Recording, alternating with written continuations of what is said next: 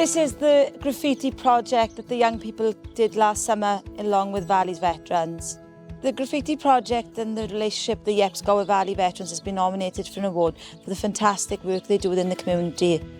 I think the working in collaboration with Yeps, they appreciate what the veterans did in all the different conflicts that they fought in, and I think it gives a bit more appreciation of elderly people. Yes, it's a centre point, a conversation piece for people, and I do think it represents the values of the communities that's using it here. The young people that we've come across on the Yeps project have been so gracious and just so understanding, and it's just made a lovely collaboration, to be honest with you. It's been quite fulfilling seeing the younger generation coming up and intermixing with us as a group up here.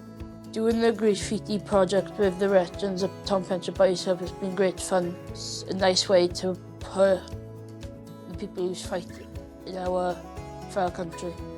With Yeps, we've been working together for the last couple of years, and I can honestly say is that it works and it gels well together, and it makes a difference to all the guys. They all have something out of what we put together.